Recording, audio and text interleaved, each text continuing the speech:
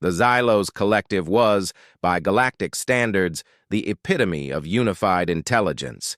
They were a hive-mind species, their individual forms, sleek, multi-limbed, chitinous beings, mere extensions of a vast, interconnected consciousness. Every Xylos thought, every sensory input, every decision was instantly shared across the entire collective, creating an unparalleled efficiency of action and a flawless, logical, strategic mind. They did not experience doubt, fear, or indecision in their coordinated endeavors. They simply knew. For centuries, the Xylos had expanded, incorporating lesser species into their collective through a process they called harmonization, a euphemism for the gentle, yet absolute absorption of individual minds into their greater whole. Those who resisted were met with overwhelming, perfectly coordinated force. Their fleets moved with the precision of a single organism. Their ground forces flowed across battlefields like an unstoppable, intelligent tide. Their tactics were logical, their strategies flawless, their responses to any given situation entirely predictable within the framework of optimal efficiency. The Galactic Concordat, a loose alliance of diverse species, had struggled against the Xylos for decades. Their conventional militaries, with their hierarchical command structures, their slow communication, and their inherent human and alien capacity for error, simply couldn't keep up. Individual battles were often won, but the Xylos always seemed to anticipate the Concordat's next move, exploit their weaknesses, and counter their strengths with unsettling accuracy. Admiral Valtor, a venerable Solarian fleet commander, whose light body shimmered with perpetual frustration, addressed the Concordat High Council. The Xylos are dissecting our strategies with surgical precision. Every feint is anticipated, every flanking maneuver countered. It's as if they read our very thoughts. General Craxus, a burly Cathar ground commander, slammed a six-limbed fist on the table. Their ground forces move with a sickening, unified purpose. My best skirmishers are outmaneuvered before they even complete their deployment. It's like fighting a single monstrous organism. The Concordat's military psychologists, after years of study, had come to a grim conclusion. The Xylos Collective's mind operated on a fundamentally different and superior cognitive architecture. Their perfectly rational, entirely logical, decision-making process was simply beyond the capacity of individual disparate minds to truly counter. They could never be outthought, only outfought by sheer, overwhelming force, a luxury the Concordat could not afford. We are predictable to them, Admiral Valtor concluded, his light form dimming with despair. Our individual minds, our varied experiences, our very thought processes are like an open book to their unified intellect. They see the most logical course of action, and they counter it, every time. It was in this atmosphere of impending defeat that a small, obscure human research division, tucked away in the deepest, most ignored corners of Terran military intelligence, finally received authorization to present their findings. Their project had been considered a niche, experimental curiosity, something too radical for mainstream military doctrine. But now, with the Concordat on the brink, even the most outlandish ideas were being considered. The lead researcher was Dr. Eris Thorne, a lean, intense man whose disheveled hair and perpetually stained lab coat spoke of countless sleepless nights. He was not a general or an admiral, but a neurocognitive specialist. His presentation was unlike anything the High Council had ever heard. "Honored members of the Concordat," Thorne began, his voice surprisingly calm. "We are losing this war because the Xylos understand us. They understand our logic, our patterns, our predictable pursuit of efficiency. They are, in essence, a perfectly rational supercomputer, analyzing and countering our every move." He paused, letting his words sink in. Then a slow, almost mischievous smile spread across his face. "But what if we stopped being predictable? What if we introduced irrationality? What if we introduced chaos into their perfect calculations? He then displayed a series of unfamiliar holographic brain scans, overlaid with complex, swirling neural pathways. We have identified a specific subset of human neurocognitive variations, which in conventional society are often considered disorders. Traits such as ADHD, autism spectrum disorder, dyslexia, and others. These aren't weaknesses. They are different architectures. They process information in ways the Xylos cannot comprehend. They see patterns, or the lack thereof, that a neurotypical mind would miss. They introduce variables that the Xylos' unified logical mind simply cannot compute. My proposal, Thorne concluded, his eyes blazing with conviction, is to form a specialized unit, not super soldiers, not psionic warriors, but a brigade composed entirely of individuals with these neurodivergent traits. We call them the Neuro-divergent Brigade, and they will be our weapon of beautiful, glorious, incomprehensible chaos. The High Council stared, bewildered. Were these humans suggesting that mental disorders could be a military asset? It was.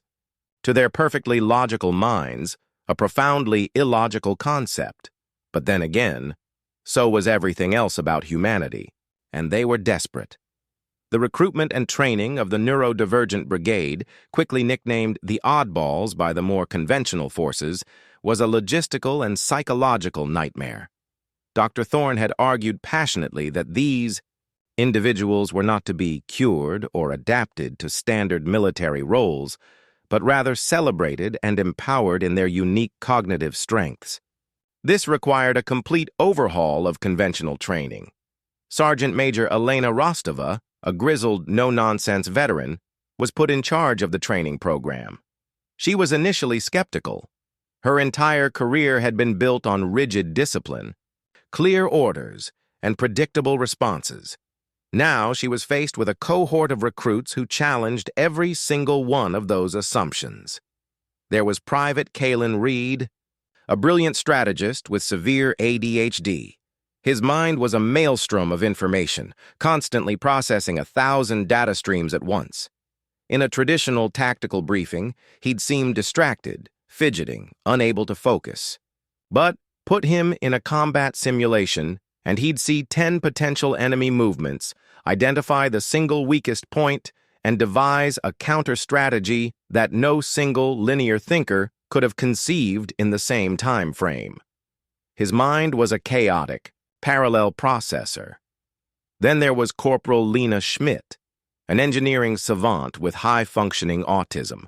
Her social interactions were often strained, her adherence to routines absolute. But presented with a complex piece of Xylos technology, she could strip it down, understand its fundamental operating principles, and identify its vulnerabilities with an almost preternatural speed. She ignored the surface-level functionality and went straight to the underlying code, the pure, unadulterated data. Specialist Finn O'Malley was a master linguist with severe dyslexia. He struggled with written human text, but his brain processed spoken language in a unique way, allowing him to pick up nuances and patterns in alien dialects that even advanced translation algorithms missed. He could predict Xylos communication, patterns, identifying subtle inflections that hinted at deception or a shift in command.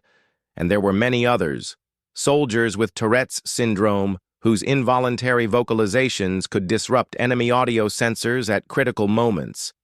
Individuals with various forms of synesthesia who saw enemy energy signatures as specific colors, providing unique tracking data, and even those with severe anxiety, whose heightened awareness of potential threats made them incredibly effective early warning systems.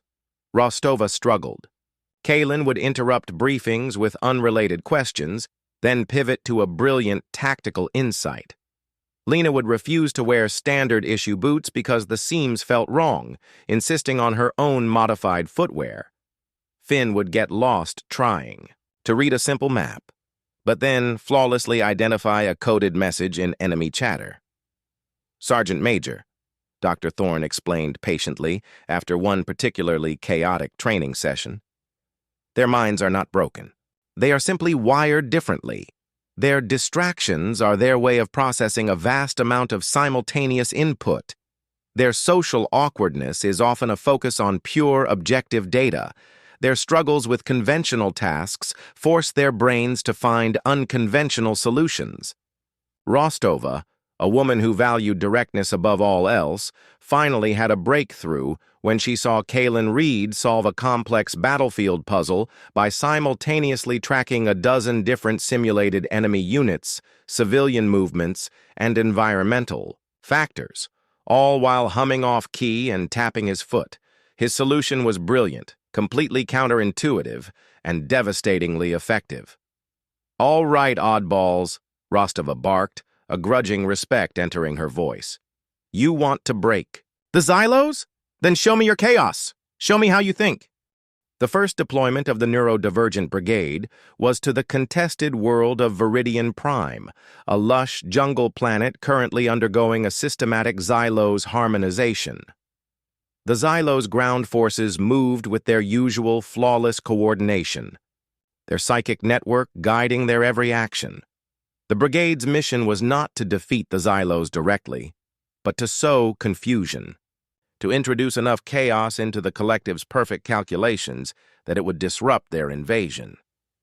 Kaylin Reed, in a mobile command unit, his console displaying dozens of shifting data streams, was in his element. He wasn't looking for a single enemy commander. He was tracking the flow of Xylos thought, the subtle shifts in their coordinated movements. "They're shifting resources to Sector Gamma 7, Kaylin announced, tapping his fingers rapidly on his console. "Conventional logic says they're reinforcing their push, but the pattern is off. Too many low-priority units. It's a feint. They want us to reinforce Gamma 7. Conventional Concordat forces would have fallen for it, but Rostova, trusting Kaylin's unique insight, diverted their main force to a completely different sector, a sparsely defended area that Xylos logic dictated would be irrelevant. Kaylin's distracted mind had seen the pattern that wasn't there, the feint within the feint, the logical trap. Meanwhile, Lena Schmidt was deployed with a small infiltration unit. Her task was to disable a Xylos communication relay. Standard. Concordat hackers had failed, unable to decipher the Xylos' perfectly encrypted thought stream signals. Lena, however, didn't try to decrypt. She focused on the anomalies. "Their signal compression is too perfect," Lena stated, her voice flat, her eyes fixated on the raw data. "Every wave, every pulse is identical. That's inefficient. There must be an underlying older protocol they integrated from a lesser species. A legacy code system that handles physical interference." She then, with a repurposed human comms array, broadcast a random burst of incredibly loud, dissonant, and utterly meaningless static directly at the Xylos relay.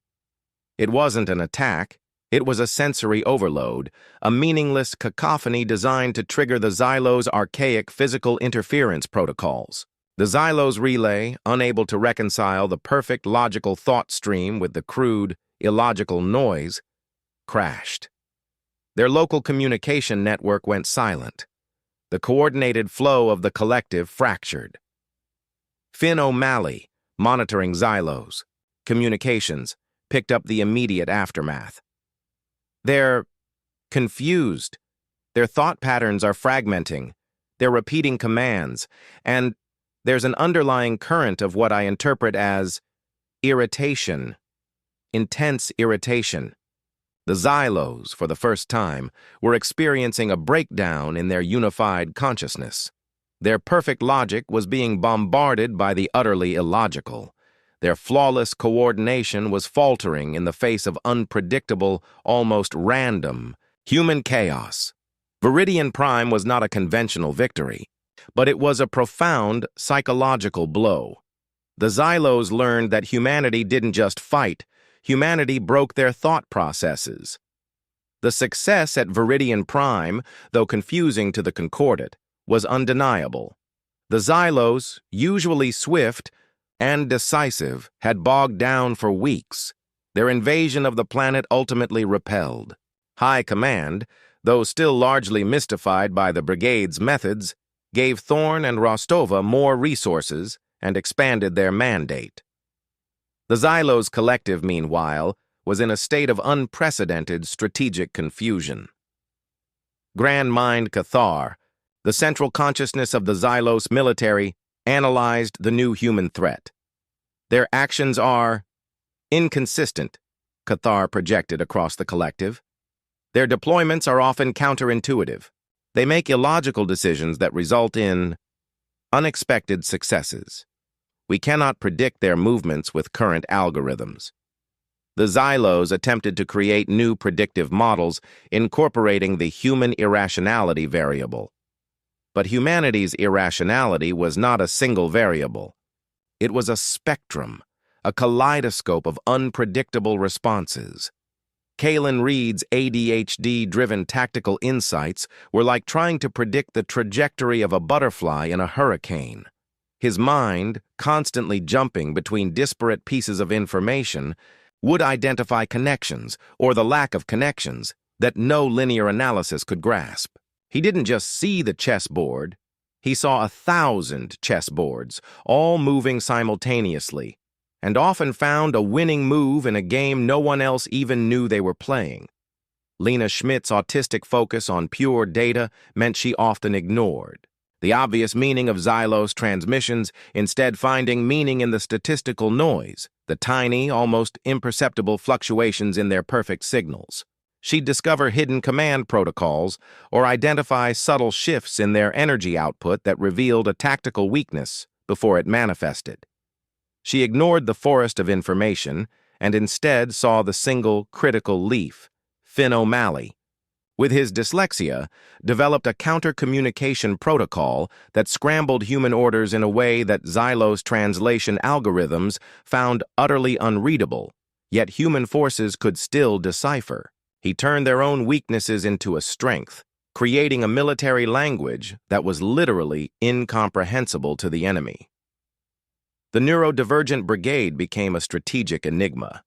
They didn't just fight the Xylos, they actively broke the Xylos. Predictive capabilities.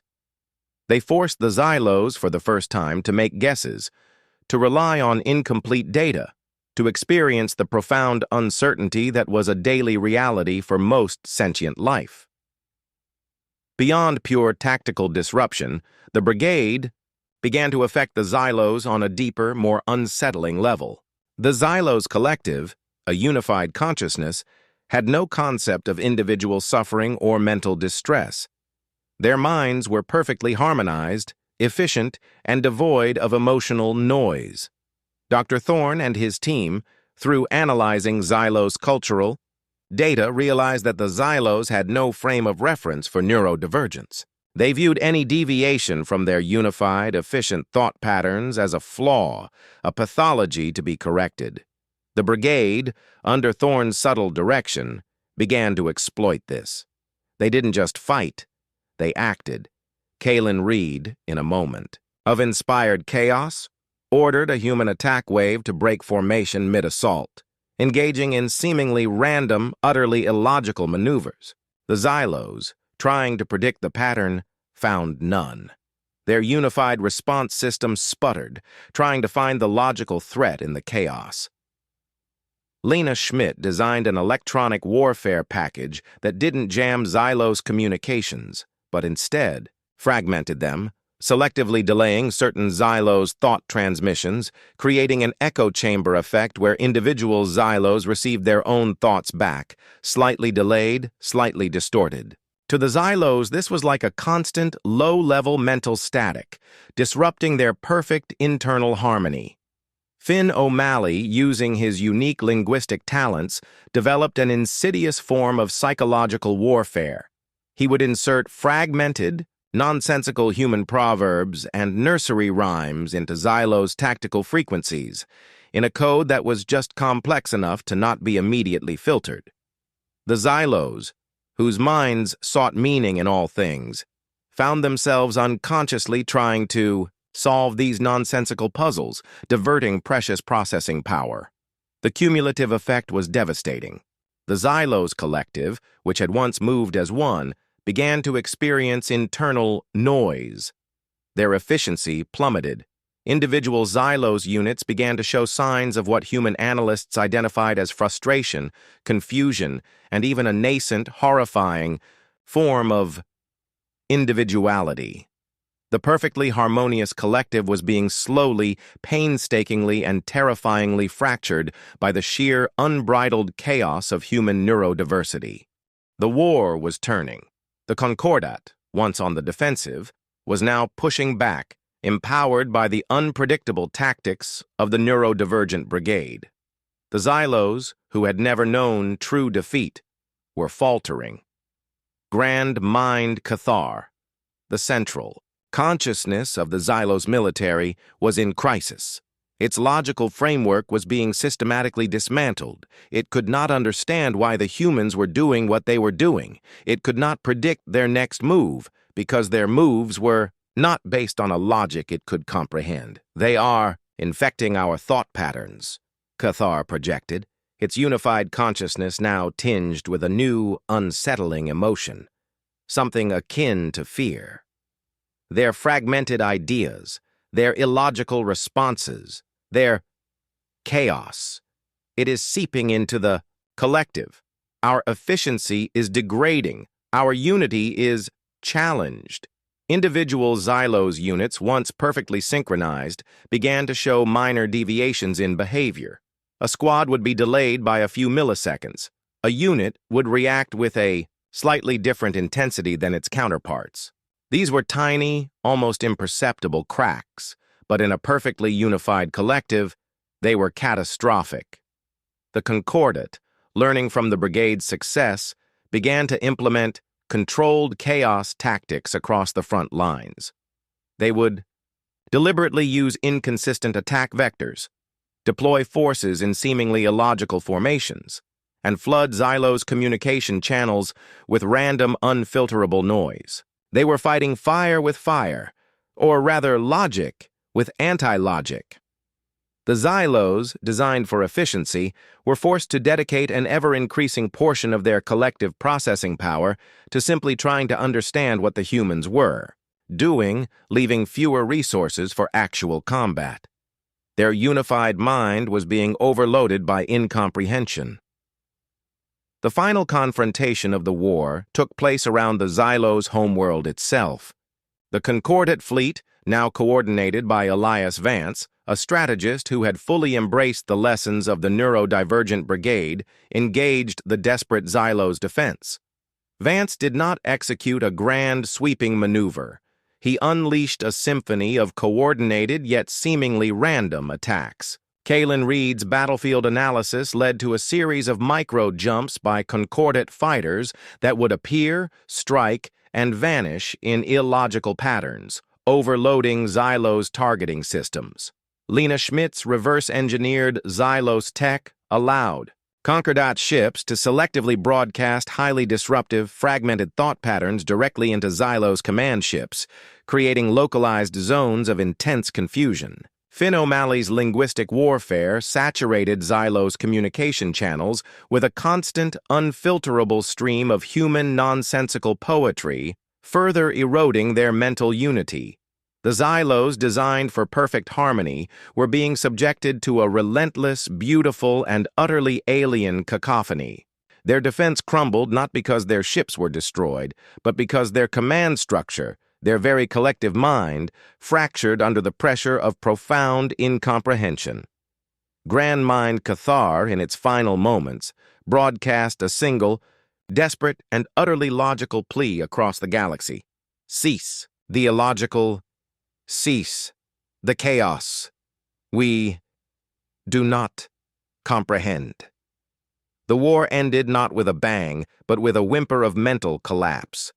The Xylos Collective, unable to function in a universe of human-induced chaos, retreated, sealing themselves off from galactic society, their once perfect unity forever scarred by the touch of human neurodiversity. In the aftermath of the war, The Neuro-divergent Brigade was celebrated as heroes. Dr. Aris Thorne, no longer an obscure researcher, became a revered figure.